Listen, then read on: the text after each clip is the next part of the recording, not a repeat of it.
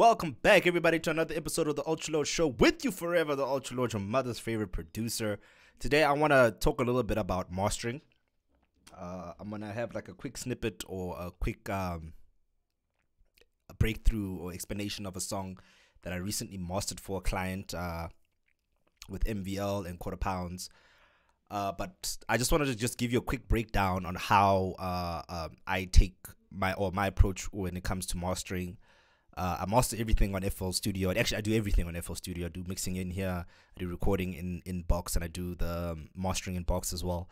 I would like to do a video a little bit later when it comes to my studio tour to show you actually how my studio looks like, how I rearrange everything in my studio when I do mastering, when I'm just strictly doing that, and when I'm doing mixing. Right now, I do my first initial mixes on my headphones. I'm using some Samsung headphones. I can't even remember the name.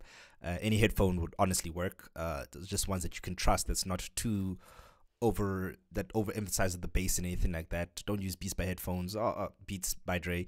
If they work for you, maybe they can, but for me, I needed something very tinny, just so I can hear like how my compressors and how my EQs and everything like that work.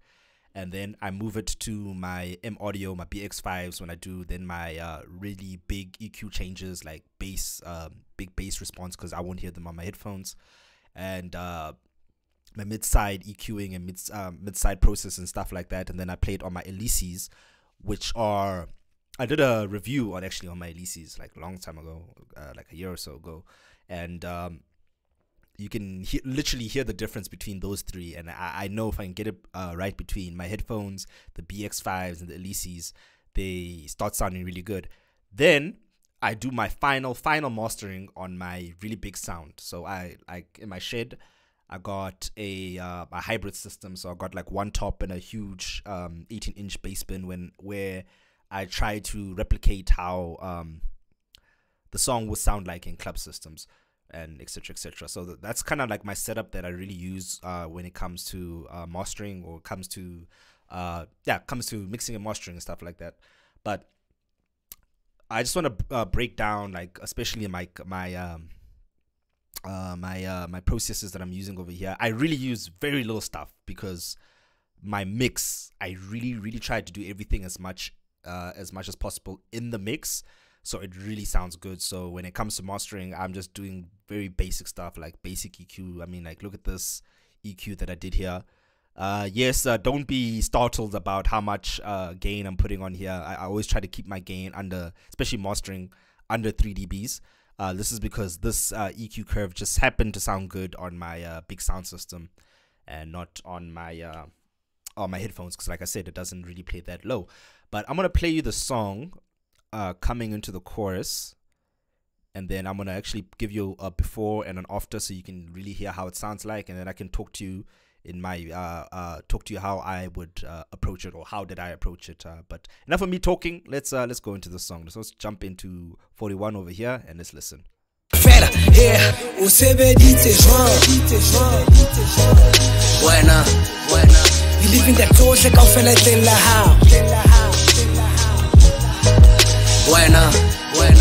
Never question God. So that's how it sounds like after mastering. I actually play the before, so you can have like a little bit of a reference, so you can really hear how this song sounded like. So let me play you the before.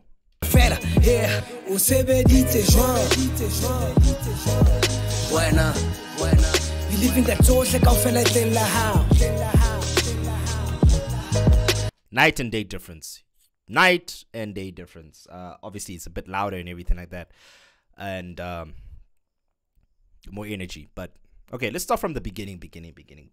All right, when it came to do the mix of the song, I was very conservative about how much processes I really wanted to do, especially in the master channel. I don't typically touch the master channel so much in my mixes. I see there's a lot of people who do.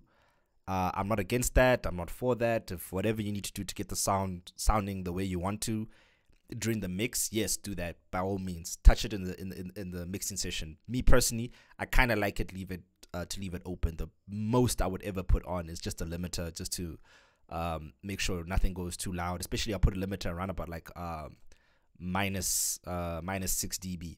So I know when I send it to myself to do mastering, or if I send it to somebody to do mastering, or if someone even sends it to me, I always ask them like send it to me at like minus 6 dB, like, and don't over compress it. Don't push it to 0 and then bring it down like this to 6. That's definitely not gonna work. But mix it to run about this level, so I have a lot of headroom, or any mastering engineer can really have a lot of headroom to when they bring it up, or if they have to do like big EQ changes and stuff like that. But yeah, so when I got the song, or when I was finished with the song, it was very soft, so at like minus 6. But I didn't really want to get volume. Like the first thing I wanted to do is to get volume. No, I wanted to get the tonality and the tone of the song first. So what I would do is, okay, I started with a little bit of a Maximus. So Maximus, if you know, I've done a video about this, is a multiband EQ. So you can multiband compressor. So you can compress at different bands. You have your low, you have your mids, and you have your highs, and you can focus and really dial in different EQs. If you just give me a comment in the comment section, just to let me know if you really want to even get like more deep down multiband compression tutorials on this channel. I'm be more than willing to do it. But anyway, so here is just where I really kind of just picked up problems when I heard on the different sound that, okay, no, this after I was done with the BX5s and the alesis, I could hear that it was kind of lacking on the highs a little bit, so I really brought it up to bring the sheen up. Then it was also lacking in the mids, so I also just brought it up until I could really hear the vocals. My main goal was also the vocals to hear. Side note as well, if you're having a pen and paper, please write this down. Mix and master in mono. Your song should be living in mono 80% of the time when you are doing production. You should only hear it in stereo when you are trying to dial down your mid sides. So when you collapse it to mono, you don't really hear a change in energy, or all you're hearing is just a change in width. My opinion, that's a free piece of advice for you. You can do it here in FL Studio, where you just change it from when you do 100% merge to back to stereo. Then you can do super stereo, as I call it, but you don't really touch that side too much. If you're doing it, then goddamn, your song is very mono. There's nothing you can really do about it to fix it in there. But anyway, so I did basic. Just let me just play it with just the Maximus, so you can really hear what I did with it. Changed the tonality. So this is without Maximus.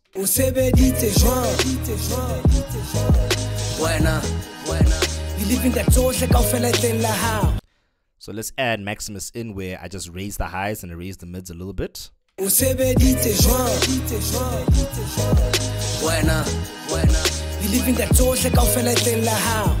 Very small changes, but I can hear it on my headphones. I could hear it on the big sound that just it needed a little bit more presence when the vocals came in.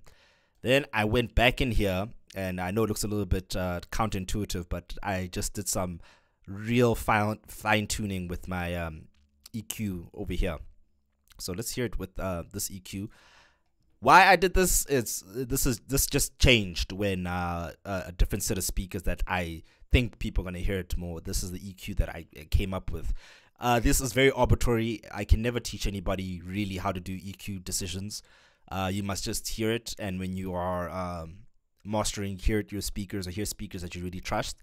And if you don't have speakers you trust or anything like that, get a reference song. Always get a reference song. I always have one in studio where I would hear the song that I'm doing, or I would hear the vibe this person's trying to get. I always go on the internet, find another reference song, someone who did something very similar, or similar instrumentations or similar sounds or whatever, and hear how they did, especially songs that really did well, like big songs from big artists. Nothing wrong with that.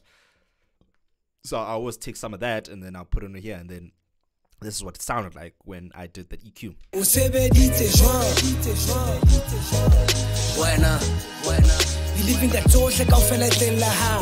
So what that did was really put more punch in the kick.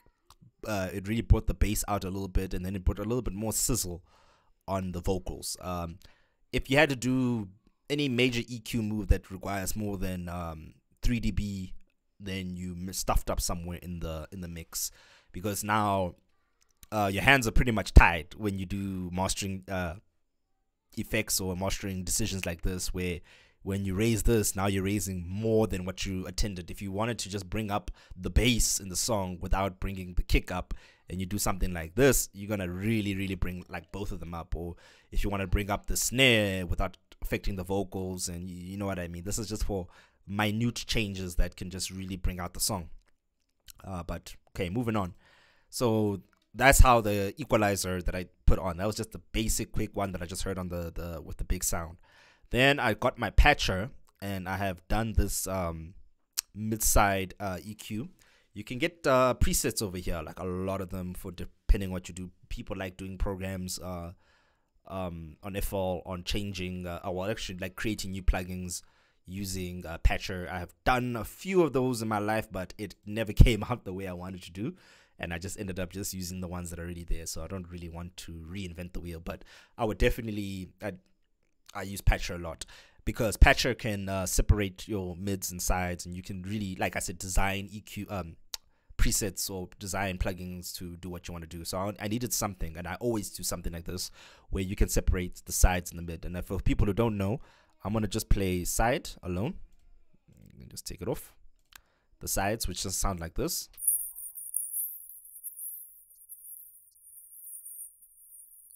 And then mid, which sounds like this. And here it's like very mono now, and when basically it's just your side information and mid information that's just separated. So the computer does its own thing, or whoever designed it did the parameters for that, and then it sounded pretty cool. And then you put them together, you get the full song. All right, cool. So I came into the mid first. I heard that when it was just played in mono by itself, there was a lot of like woofiness that came from over here.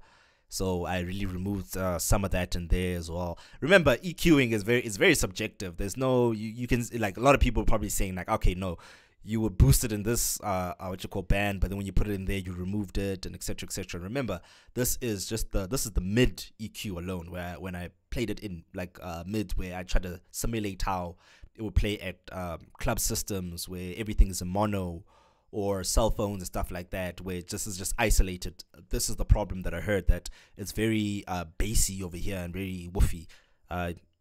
You won't really hear it, but I just felt that, okay, let me just take it out over there, and which I did.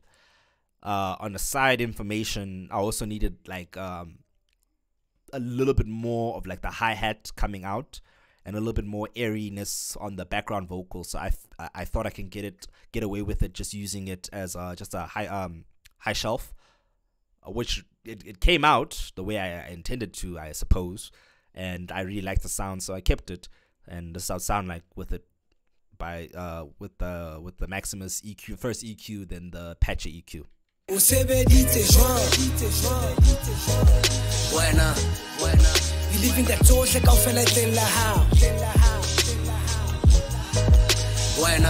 So you can hear it, like it brought out the airiness, got rid of the woofiness from the bass. There's space for the kick to play, there's space for the bass to play, for the vocals to sit where they needed to sit to. So now once I got like the tonality, the compression right, and everything that I felt was comfortable enough, then I wanted to bring up the volume. Now volume wise is very subjective. I always tell everybody who sees who does a lot of mastering, or mastering themselves, is that they will see songs that are compressed the hell out. It's not about compression, and I even tell them, like, nowadays it's not even about volume anymore, because your streaming platforms and your YouTubes and your Googles and whatever have their own set parameters of where they want the volume to be. So they would even bring it down for you, or they will uncompress it, or whatever things they're running through their programs or algorithms to make their songs feel a little bit better and everything to be at the same volume. So I normally pick a platform where I think my song would do the best at, which is normally YouTube, because I get a lot of views over there, and I would kind of get songs from YouTube and master my songs for the songs on YouTube, so it doesn't really change because my music videos live there, and yeah, like I said, I get streams from there. So I took out a limiter now. Now this is where I'm starting to push the volume, and I put a limiter in. I don't even know where I put the limiter. Oh, I put the limiter at -9. So here's a trick what I did. So I took out I have other things on my Final Master channel, but I use Wave Candy a lot. And Wave Candy has a lot of different settings and stuff like that. You can use for mastering, mixing, and everything like that. You have your oscilloscope, spectrum, meter, ventroscope. I had to make a video just dedicated on this plugin alone, because all those fancy things you see in the studio where someone's sitting there and they see that thing that looks like spaghetti, or they can see something that has meters and your VU meters and everything like that. Wave Candy does it all. So I use Wave Candy a lot because it has an RMS meter. Now RMS, for the people who don't know at home, is root mean square, which means is the average volume. There's a whole formula you can do to figure it out where the average volume is. And that's what I use to get the volume of my tracks. I don't use peak to peak, because peak to peak will definitely lie to you. Also another video I think I need to do to explain what the difference between peak to peak and RMS is. So RMS, like I said, is root mean square, and it's where the average loudness, or the average volume, average voltage, average whatever you want to use it, depending on what who am I talking to, who understand it, is that's where the average of anything is. So most people use RMS to set music. Now the level I have seen people normally put it in, I've seen loud, I've seen like ridiculous ones, but the song still sounds good. I've seen levels that were pushed to -7. That's where I usually like getting my song to hit. I don't mind letting peaks hit to -6, maybe -5 sometimes, but not stay there, but like it hovers around -7.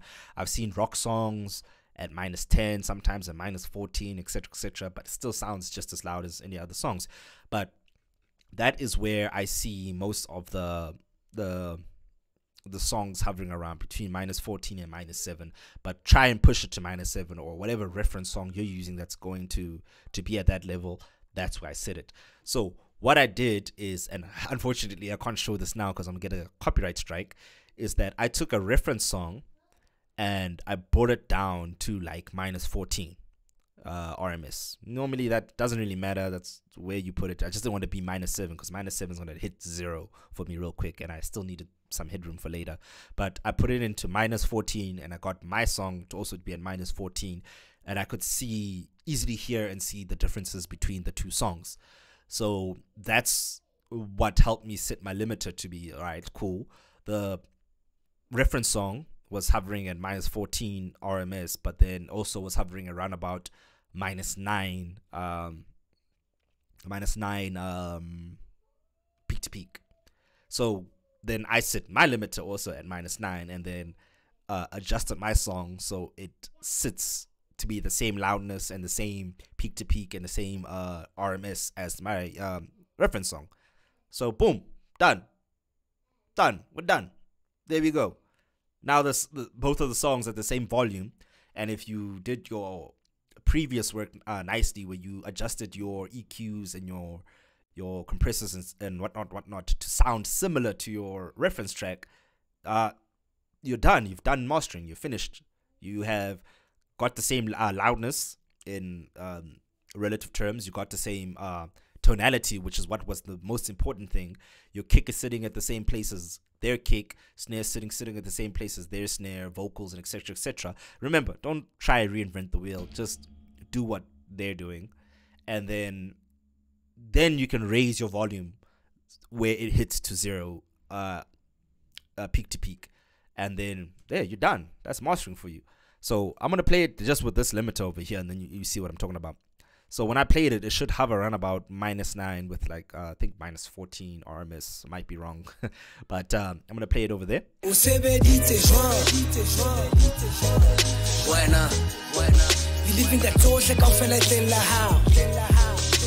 you can see, yeah, -15, -14. That was where the reference track was. It is hovering at -9. Nothing more you need to do over here. And then from there, I took a second limiter and just raised the volume to 0 dB. And then we got this.